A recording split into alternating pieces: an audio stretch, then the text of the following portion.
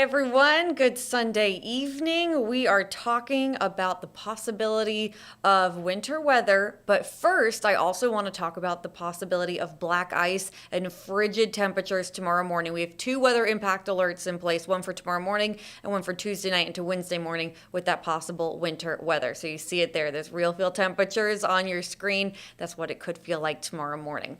So we do have a weather impact alert in place from 2 until 10 a.m. We will have lows on either side of 30 degrees. So some will dip into the 20s, others will stay in the low 30s, but everyone will feel like the 20s. Wind chills will be in the low and middle 20s out there. Also, something we're watching, the possibility for black ice along and north of I-10, and that does extend across southeast Georgia. So what do you need to do? Of course, if you're out and about early tomorrow morning, it is MLK Day.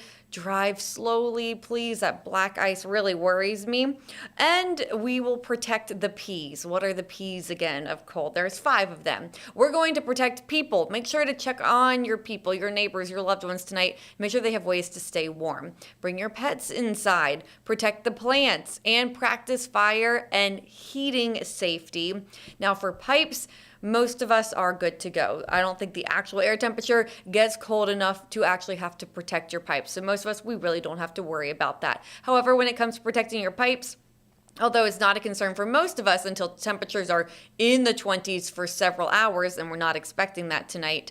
If you have exposed pipes, exposed plumbing, and some of those copper pipes outside, you know your house and you know your pipes better than I do, then you can protect them if you want. Because some spots will drop down into the 20s, places like Waycross and Brunswick, right around 28 degrees.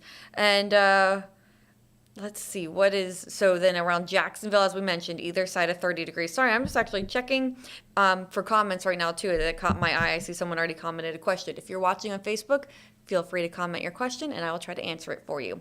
But there's a look at your overnight lows. But as mentioned, it's the wind chill that really has us concerned. Wind chills down into the 20s, the low and middle 20s for some.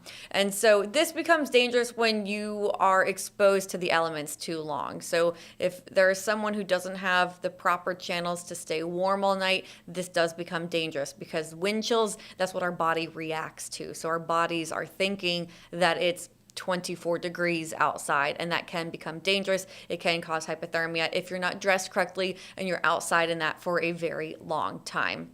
After that freezing start tomorrow morning, we're going to stay cold tomorrow afternoon. Highs will stay in the 40s. Then we move into Tuesday, and in the morning it's freezing, but in the afternoon, high temperatures will get up to around 50 degrees. So rain will move in, and it's just plain rain. And then after the sun starts to set, temperatures start to drop, and that's when we could see some of this change over to some more wintry mix, a wintry precip situation.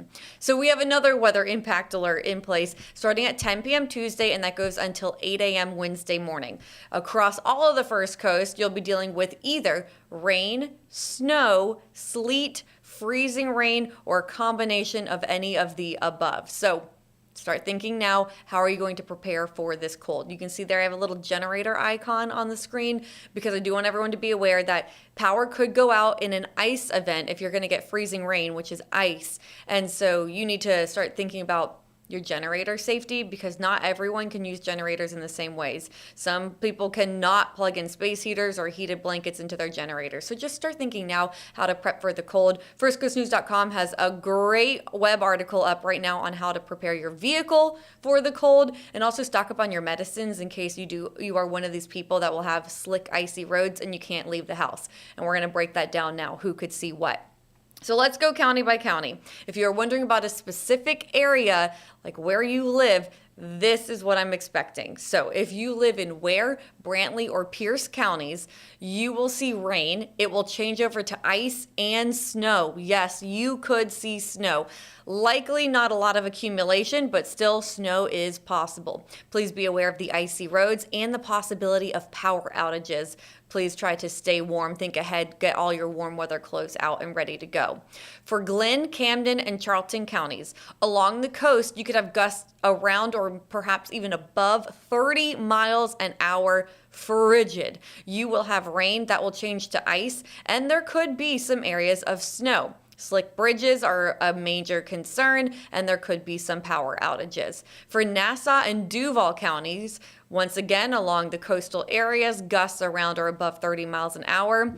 Sleet and freezing rain is possible, mainly for inland spots. So if you are west of the downtown Jacksonville area, let's say 295 west, and then along and north of I-10, that's your highest chance of maybe seeing some rain in Duval County. Excuse me, not rain, freezing rain, of seeing ice in Duval County. So mainly west and then to the northwest of downtown Jacksonville.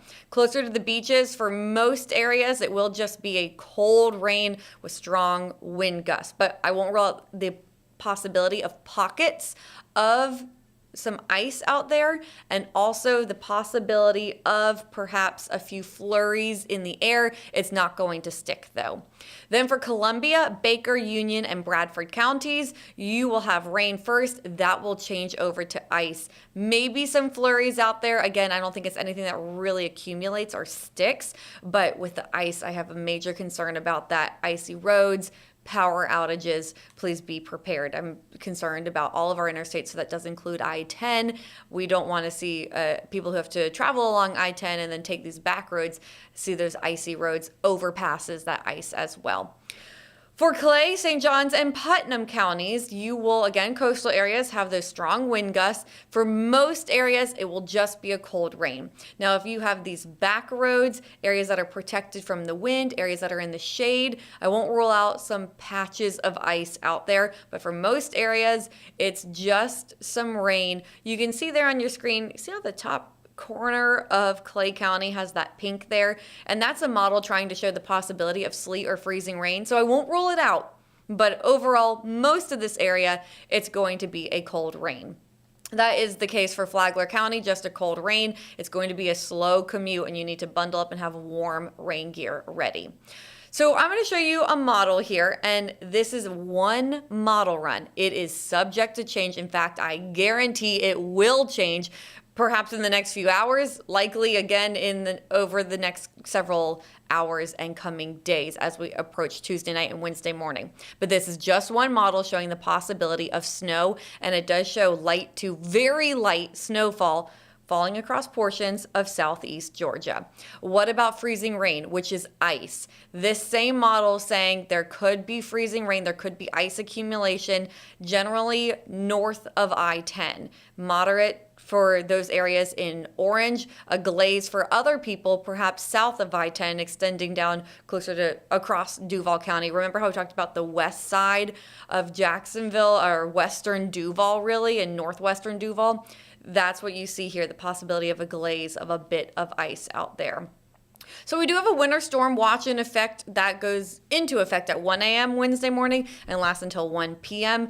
And so when we say there's a winter storm watch, which will then eventually become a winter storm warning, this is issued by the National Weather Service, and all it means, or all they mean by it, is that there is a wintry precip possible, mixed wintry precip, so some flurries, some sleet, some freezing rain, some plain old cold rain, but it does include the possibility of snow and ice. So again, that's 1 a.m. to 1 p.m., your winter storm watch in effect for Wednesday morning into Wednesday afternoon.